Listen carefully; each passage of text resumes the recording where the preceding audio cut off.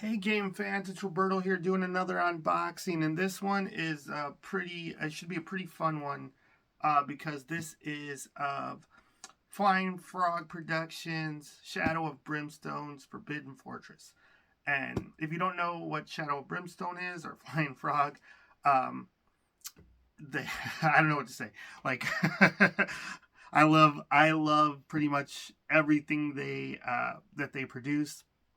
Flying Frog is a board game company after my heart because they make games that are pretty much inspired by the big box games that I used to open up in the 90s. That basically you'd open it up and there would be just a ton of plastic miniatures, lots of just Ameritrash style of games where it's just rolling d6s on random charts and killing lots of monsters and stuff like that. Just a lot of randomness. Heavily inspired by Games Workshop games. A lot of times. They're the one they were most famous for early on. Last Night on Earth was a zombies game that just had its finger on the pulse of what was the zeitgeist at the time of just zombies, and that was a big hit for them. And then after that, they've just been making games ever since. A couple years back, they did the Shadows of Brimstone, which is basically Warhammer Quest, which is my favorite dungeon crawler of all time. So they did that, which it's basically it's an homage. It's a reskin of Warhammer Quest. There's nothing else you can really say about it. But this Forbidden Fortress is in the Shadow of Brimstone's line, which is compatible with Shadow of Brimstone.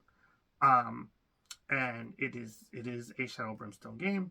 The original Shadow of Brimstone was a Wild West horror game, which mixed Lovecraft and Wild West stuff.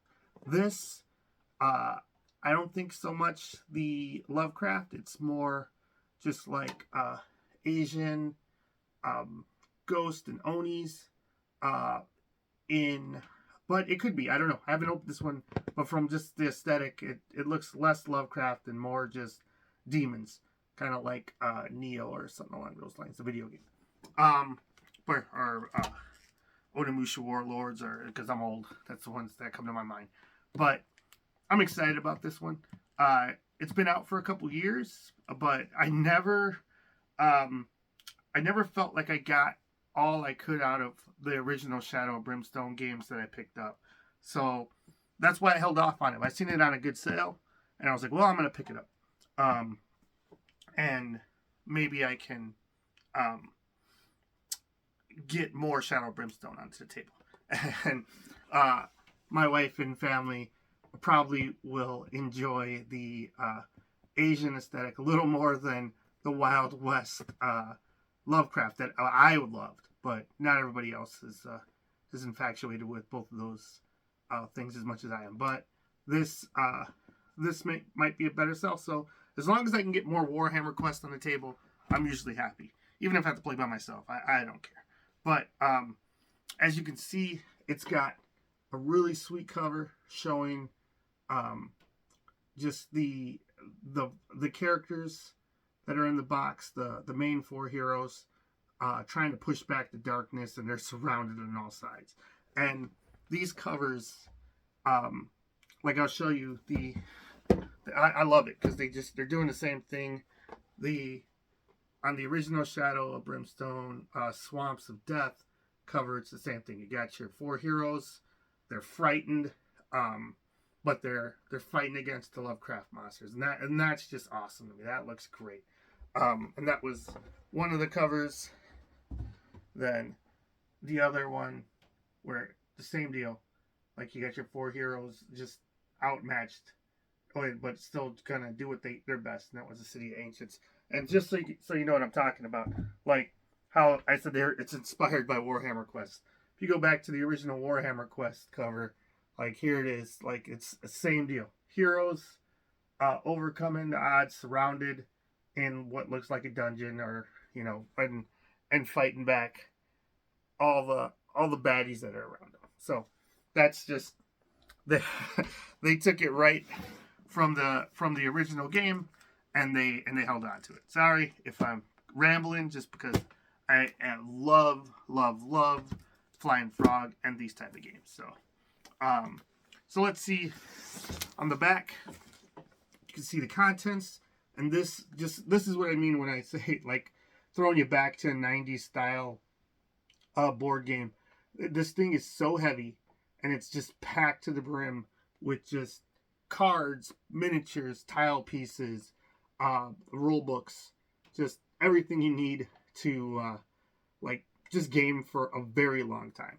And they have gone hard for, I don't know, maybe 5 years on this IP, where they just keep adding content. They just add more cards to add to your game, more treasures, just tons of expansions, more miniatures. Just the more you have with these type of games, the better it is, because you're just always going to see something new. You're going to find a new combo of characters and treasure, and it's just a lot of fun if you like random tables and treasure hunting and whatnot, looting stuff, and just fighting monsters, rolling a handful of dice. So, anyways, sorry for that. Let's get to the unboxing. It is the mid-1560s in feudal Japan, and the entire country has been engulfed in a brutal civil war for over 100 years, while the countless samurai clans battle one another for dominance. A blazing meteor streaks through the sky, the sword of heaven, crashing into the sacred mountain. A cataclysmic explosion showers the countryside with a glowing black rock, dark stone, collected up by the nearby clans and greedily hoarded into their fortress. The dark stone has magical properties as it's forged into weapons, armor, giving any who wield it an edge in battle.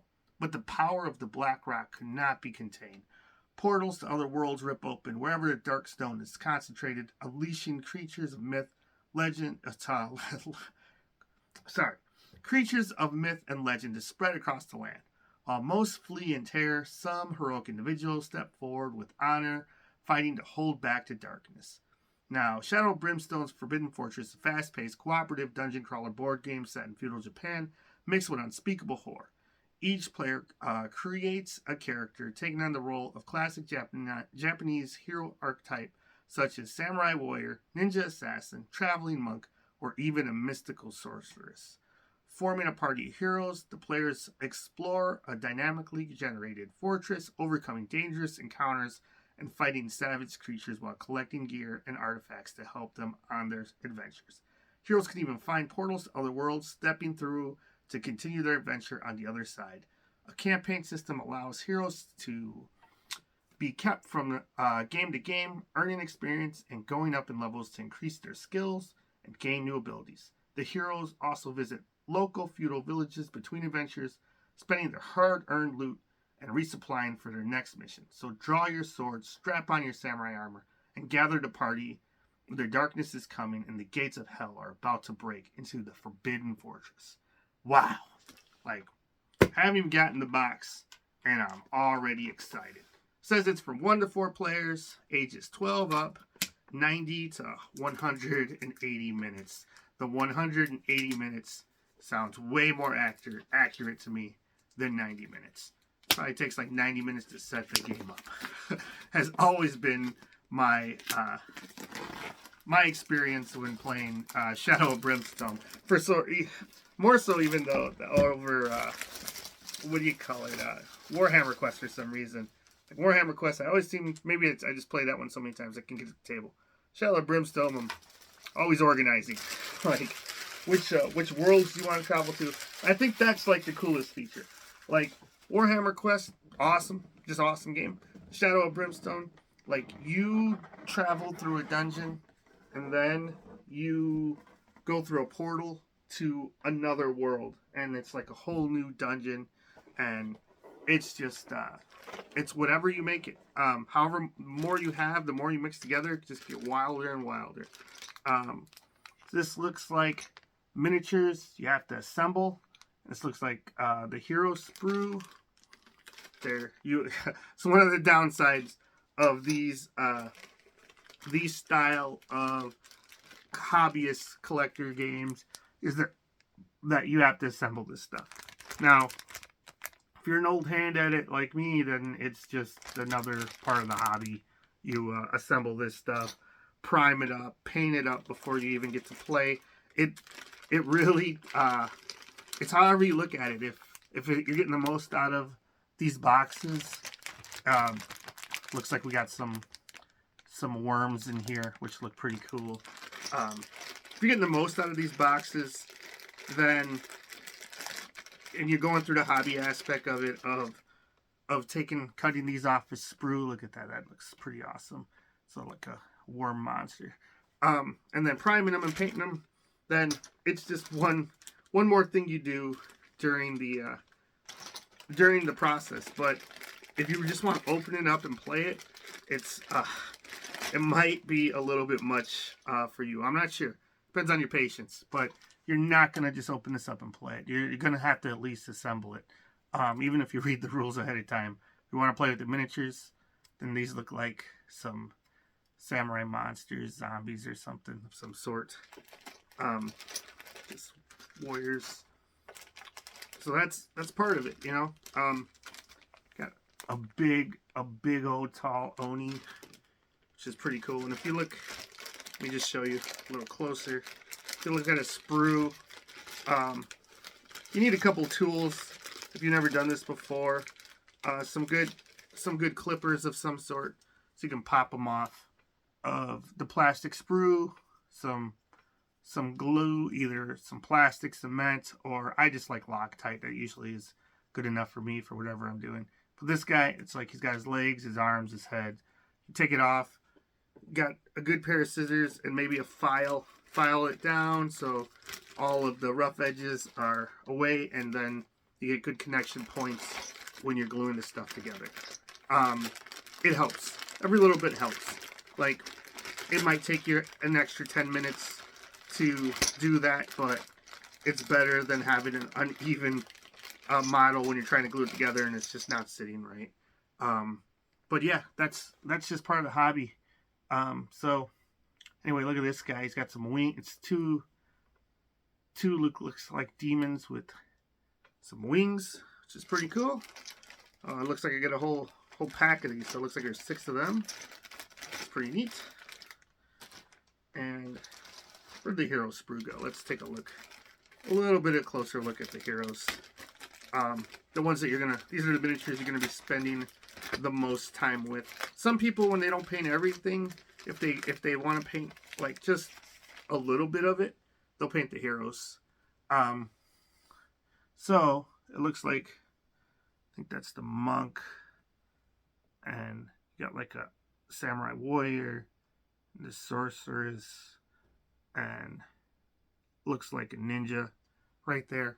All these pieces, and then the plastics bases that you'll glue them on. But yeah, this is, to me, it's awesome when you open a box like this.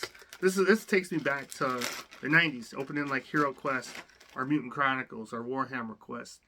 Like, just tons and tons of stuff. Just mind's going wild before I even can play it, because I'm like, what are all these things, you know? Like this, look at this guy. He's got, looks like a giant club. It's a demon of some sort, and I get multiples of them. There's his face. Just looks awesome. Looks like you get 3 of these guys. So then looks like we got an assembly sheet letting you know what goes what they'll look like. All very good.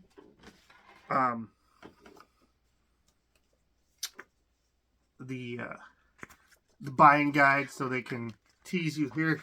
This is what I'm talking about with there was Last Night on Earth. That was the first game that they did that really put them on the map. Got me excited about them. It was the first game that I played with my wife and her family, introducing them to board games and getting them into just like you know, the more hobby inspired board games with miniatures that you can paint and stuff. But anyways, this Shadow Brimstone that I showed you a little bit earlier, and they got a ton of stuff. Like, They got big box expansions, which just adds whole new worlds to your game. Like, this could be considered an expansion to the first two games because it's fully compatible. There's new characters. If you wanted, you could take these Asian characters, I'm sure, and just put them into Wild West and see what happens. Or just have one, you could have a lone drifter, one of these characters just go to the Wild West, mix the parties up, and then have some fun adventures like that. Then they have all these monster packs that are expansions. So if you just add more monsters, more cards, there's so many. There's just pages on pages of that. So it's just awesome. Let's see what else we got here. So we got an adventure book, and we have a rule book. So the rule book will teach you how to play, and then the adventure book is the world book for this world. Whatever the setting is, it'll have all of the rules for the special rules for the planet, or whatever the region you're in. The scenarios looks like some world flavor. They're full color, which is awesome. Also, the skill trees for your characters, that when you play this as a campaign, it's not just a one shot. You can play it as a one shot, and it's plenty of fun. But like, getting to the adventure section of Warhammer Quest or Shadows of Brimstone is my favorite bit, because you go on these adventures and it tells stories in between the game of what's in between sessions, how your characters level and what they're doing, and the trouble they get to when they're not in the dungeons. So just a full color book telling you about your characters.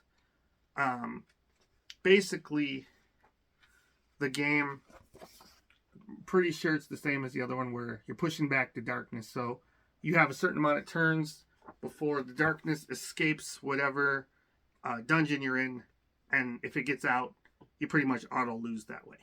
Otherwise, like losing characters or you party wipe, you lose that way as well. But if the scenario might have a main mission, and then a lot of times it's finding the last layer and then killing whatever main monster's there. But sometimes they're different. Like, I remember there was the mine missions in Shadow of Brimstones where you had to just get to a certain point in the dungeon, put down some dynamite, and then get out, blow it up. Encounters and skill tests. So it's a D6 system. You basically have skill checks, like trying to hit a target number with whatever D6s, however many D6s you have for your skills. And basically that's it. So I say basically that's it, but there's a lot, each character has their own skills. The weapons usually give you special abilities, or your character has its own special abilities. This is pretty cool. It's this bird just shooting fire. Flame template, so enemy ranged attacks. So let's see, how many pages is this thing? 39 pages. It's got some optional rules at the end. Flying Frog games always have optional rules, which is a lot of fun. So gate icons. So basically, you'll find portals, and when you get to the portal and you go through it, it kind of builds another map. So you're playing with modular tiles that, depending on the session, you're pretty much flipping a card, and it'll tell you what is the next card to flip, right? So which tile do you connect next? So if you're looking for a certain tile, you'll go through a random deck until you find the card tile you're looking for. Basically, what's slowing you down is every time you flip a card and put a tile down, there'll be some sort of either a monster there, or a group of monsters, or just like a trap, and you have to overcome that room before you can move on to the next. And rinse, repeat. Find some treasure till you find what you're looking for. Hopefully save the day. So, world card. So if you get a couple of these, a couple different expansions, then you'll have the ability to make the portals more interesting. You don't know where you're going. But you could with just this, you'll kind of know which other realm you're going to. Like this one, this world card says the belly of the beast. So you're going inside a monster. Look at that. That's pretty cool. The living world. As noted on map cards, each ability the beast passes map tiles triggers a passage counter card on it when the map tile is placed. So there'll be other wandering monsters just wandering around inside of the beast. The Forbidden Fortress, which is the default probably layer, has no special effects. That's just basically the equivalent of the mines. And it comes with a mines card as well. Look at that. That's cool. So, with this alone, you got 3 worlds. You get another box set. You add in the Swamps of Death. You got the Swamps of Death. So then you have 4 worlds. I got 2 cores already, so I have potential of 5 worlds just with these 3 boxes. It's cool. Side bag. This is where you put all your tokens in for your characters. What does this say? Ninja clans. No idea what that is, but it sounds like there are clans for the ninjas that you fight in the game. So that is cool. Samurai battle tactics. These look like abilities. Let's see. Furious Slash. Gain +2 combat for 1 attack. You may not gain Fury tokens from these extra combat dice. Excuse me. Elemental magic. So, whatever is the sorceress in this game. In the original Warhammer quest, and even in Shadows of Brimstone, there was always a magic user, or there could be in Shadow of Brimstone. In the original Warhammer quest, though, there was always a magic user. Beginning of the game, they pick their spells, and then during the game, to cast their spells, they have to spend like magic points, right? And they roll a die, and basically every time you rolled a 1, something would mess up, and you'd summon bad stuff like monsters. Elemental fire. Let's see. Burning storm. It's got and this one, you roll a number of dice together, and you're trying to get that target number in the top left corner. So the more magic points you have, you can expend dice. Excuse me, to hit that target number. And then it costs 3 mana. So I think that's like 3 dice, if I remember correctly. Range 8. Use a spell as a ranged attack. Choose a space within range and line of sight to erupt in flames. Every model in and adjacent to the chosen space takes a number of hits equal to your hero damage. These hits are +1. Hero takes 2 wounds per hit, while enemies take d6 +1 wounds per hit. So whenever you do damage to something, they have armor. You got to get over that armor, and if you hit their number of hit points, if you finish them off, just kills them. So just like any dungeon crawler / D&D style of game, because it's a dungeon crawler. That's no matter the skin, it's a dungeon crawler. Wild West or Asian Fortress, dungeon crawler, and a good one at that. I haven't even played this version, and I'll tell you, it's good because the guys at Flying Frog, they know their trashy American game. So even the original Warhammer quest is not. I call it Ameritrash because that's what they call a game that you're rolling a bucket of dice. But that's really it's really a European English game. The UK gave us all Warhammer. But anyways, it's Sorceress, and this is cool because when you start as a character, this one comes with 4 cards. You get to pick like a starting ability, and then that's just something. So if you played the same character, you can play it 4 different times before you'd see all of its starting abilities. And if you're leveling it, then they get abilities trees that you go through. So there's 1 for each, or there's 4 for each of the characters. I believe. I don't know. This looks like 3. Whatever. That's why I was surprised by the 4th card. Samurai Monk, Growing Dread. These are cards for basically effects that happen when bad stuff is happening in the game. Like your event cards. Darkness, Dark Magic. So look at a piece of art on there. It's pretty cool, like a Spider Queen. While in play, all heroes that use ability tokens, mana, fury, key, etc. can now hold 1 less for each of these tokens at a time in play. And this remains in play. Wow, so just giving you the boots. And every one of these has a cool piece of art on it. So like not even the newer Warhammer Quest games with what is it? The last one, the Cursed City. It's a beautiful game. The production is through the roof. Miniatures second to none.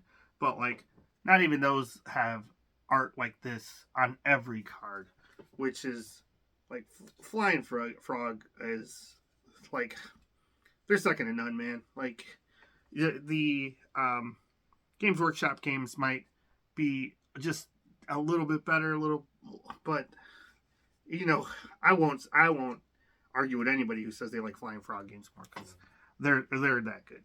And they hit the nostalgia button for me too. Like this feels more like a '90s game than the Games Workshop games do to me.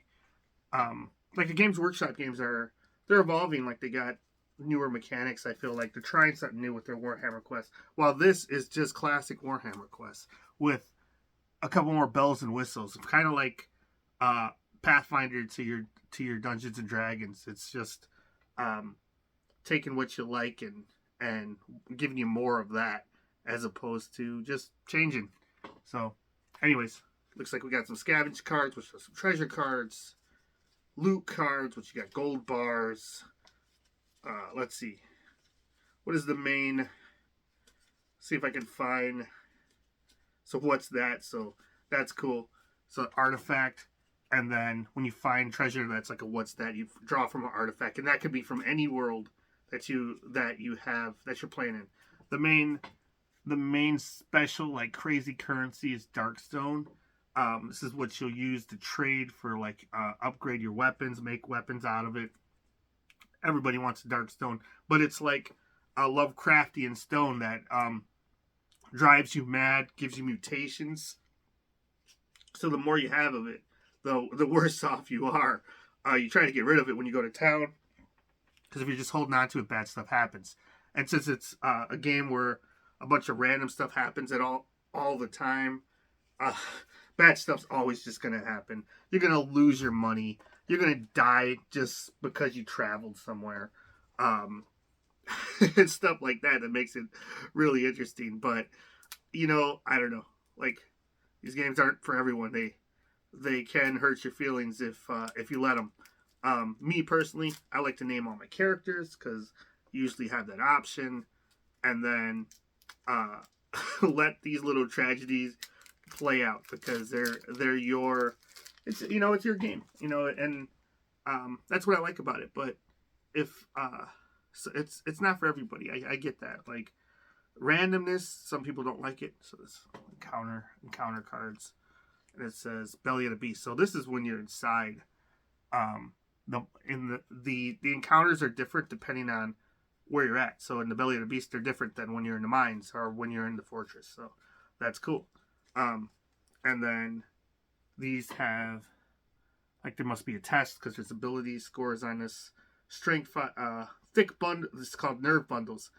Thick bundles of wiry nerves fibers stretch across the room in all directions, charged with electrical impulses firing throughout the massive beast.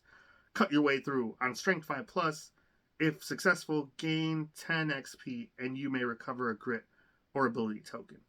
If more than half the heroes that try this test fail, ambush attack, D3 acid blobs. Okay, so there's a lot there. So you got a strength test, so you roll whatever your strength ability, however many dice you have there, and you're trying to get a 5 plus on at least one of them. And then if you pass it, you get some experience and you recover a grit. So grit is like you have this extra action points that you spend to do certain things like re-rolls or use them on special abilities. So, and it's like a currency that you just keep getting back in the game. So that's pretty cool. So look at this. So an artifact that you would find inside the belly of the beast is a marrow blade. So that's what I think is awesome. Like the more different lands you visit, the more custom like treasure you find that is associated with that land. And then you could take this blade with you. So you found this thing, and then say you play in another world, like you're fighting in the Old West with the marrow blade that you found inside of a monster in the Japanese adventure, which is just awesome. Got a helmet. Let's see. So this is the map deck, and then when you're flipping tiles, and so you found the ribbed catacombs. So when you'd flip this, you'd find the ribbed catacomb tile, and then you'd place it on the board, and it would connect. This would tell you like the numbers there. I forget what the numbers mean. You roll a dice though, I'm pretty sure, and then it's been a while. But regardless, starting gear. So when you start the game, so lots of sorting. Like I said, when you're just getting the game on the table, if you haven't played in a while, don't know what you're doing, it takes a while to get the first session up and running. Because you got to build everything, read all the rules, and then sort everything. Like, I remember the very first time I played Shadow of Brimstone, got the wife ready to play, and I want to say it was 2 hours later, even though I played Warhammer Quest forever. I never played Shadow of Brimstone, and it was different. So, yeah, you might want to give it a test run by yourself before you gather all your friends together and play the first game. But that's just me. So there's gear cards, and they could be a lot of different things. So you got the Tansu chest, and that holds your extra Darkstone, and does not cause corruption. So like I was saying, the Darkstone could corrupt you, but if you got this chest, I guess it's keeping all that corruption inside. Artifacts, and more map decks for the Forbidden Fortress. So all the cards. So the adventure book, which is what I think makes these games so special, which gives you all the world building lore. So look at that cool map, and then full color, and then the missions. So some of these are the same as the first Shadow of Brimstone starters, but then let's see, Castle of the Dead. So then we get into the Forbidden Fortress, and then we got a Living World, which is the Belly of the Beast. It bleeds. Okay, so it looks like there's 6 new missions, and then when you are done with your missions, you got to travel. And I think this is pretty cool because you go to a town. And in the old games, you'd pick if you want to go to a small, a medium, or a large town. And depending on where you go, you have different access to different the different types of towns that have, like this place has a house of healing, a swordsmith, village market, shrine, guardhouse, tavern, or if you don't want to go to town, you go to the campsite. There's an inn. So if you sleep at a campsite, it doesn't cost you anything, but you're out in the open, and any wandering monster or something could drag you off, and you just die. You're just dead without even a fight. So it's usually better to pay the $10 if you're not going to stay in town too long.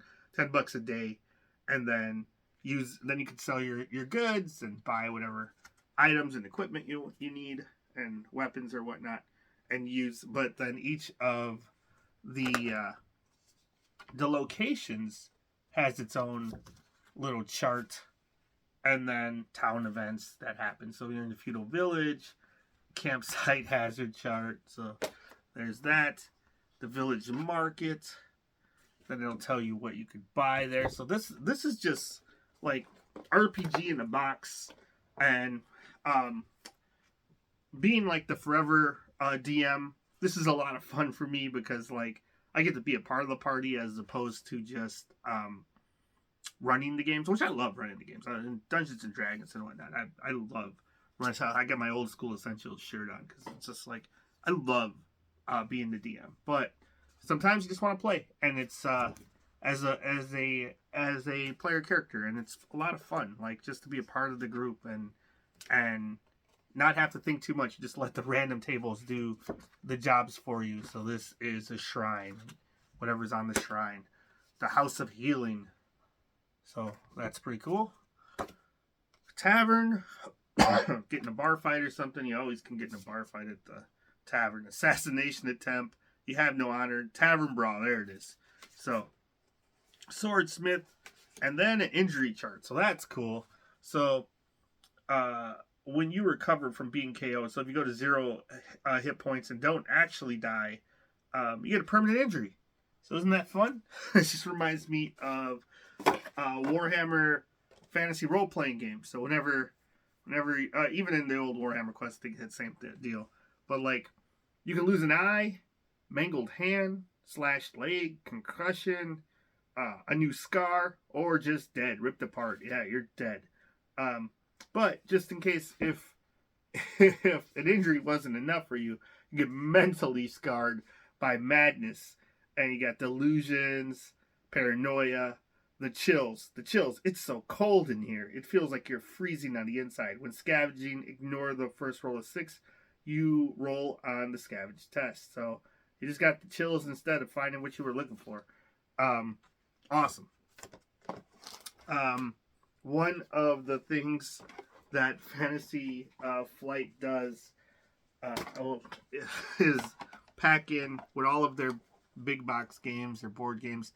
They pack in a soundtrack, which is just, to me, is super fun and interesting.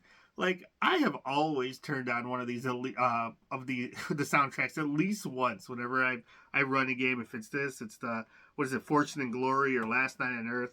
Whatever they pack in, I will play it just once. Put it on repeat while I'm playing, and it adds a little something. It's fun. A lot of times it's their in-house musician, and I want to say it was like the sister of the creator. I don't remember, but regardless, there's a lot of love. Like, they produced a CD to put into this box.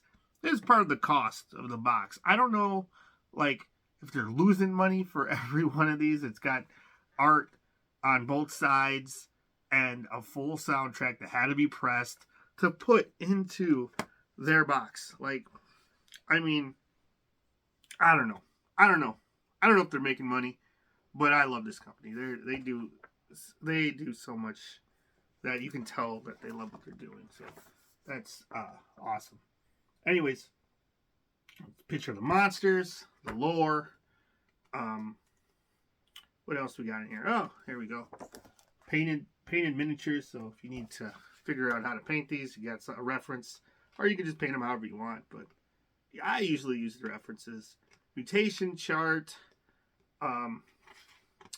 If you want to play this campaign style, they suggest you print out a character sheet so you can level and write down the stuff. But if you don't do that, if you just want to do one-offs, you would just use the character card.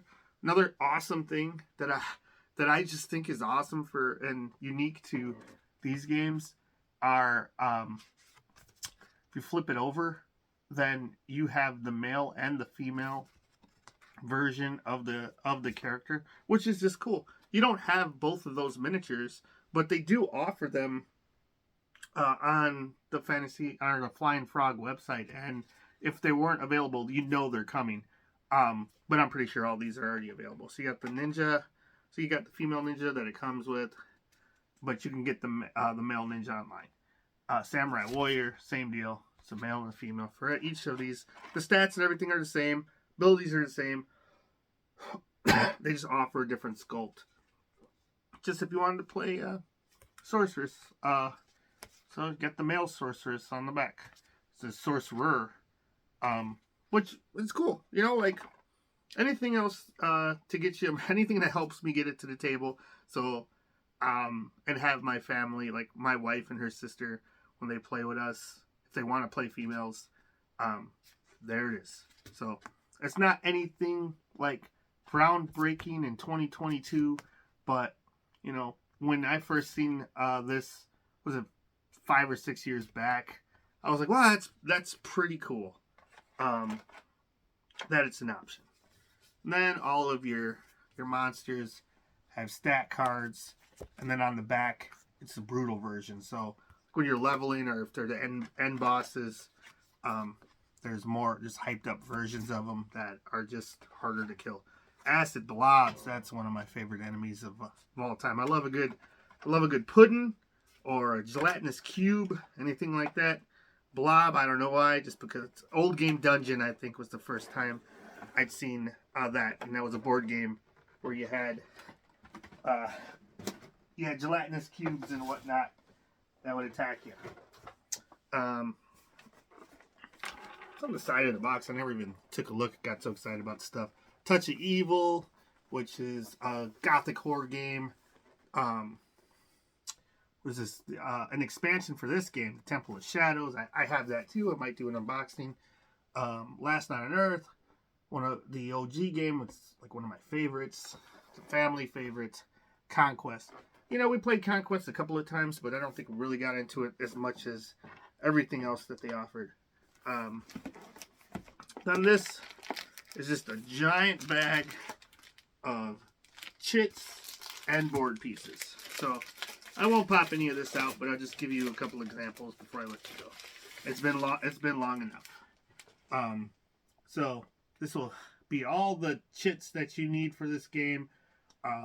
Wound markers, sanity markers, items, and Flying Frog always packs in tokens that might not have rules, just for your own custom pleasure, which is awesome and maddening for some people.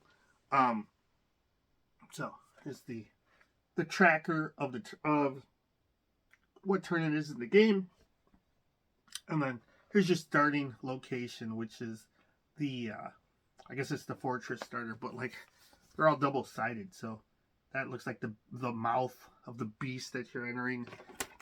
It's pretty cool. And let's see if I can find a couple more. So these would be like layers of the fortress, which look awesome, and then the belly of the beast, which I think I like even more. That's really cool. And do one more, like example of a couple of hallways. So there's that, a couple of normal hallways in a big room, and on the back, some gross stuff in a gross hallway, which is just like an intestine or something. But yeah, and then you got all these tokens there. But regardless, I don't know what else to say other than if you haven't played a Warhammer quest style of game before, I suggest it. Shadow of Brimstone is a lot of fun, especially if you like dungeon crawlers. If you don't, then don't waste your time. It's a lot of money, a lot of work goes into it. If you don't want to play this style of game, then just do not waste your time. But if you do, and you like dungeon crawlers, if you like video games like, I don't know, like the old Gauntlet games or anything that's just what is it like Diablo, thing like that, where you're just looting and exploring, getting stuff, this will scratch that itch. And I just love the aesthetic. I love the art. This is really just takes me back to being like 10 or 11-year-old and just setting the boards up and just playing some games. Yeah, other than that, thanks for watching. Hopefully you get to try this if you haven't tried it before. I do suggest give it a go. Anyways, thanks for watching. Let me know what you think of Shadow of Brimstone's Forbidden Fortress, or just Shadow of Brimstone in general. And I'll see you next time. Thanks for watching. Bye.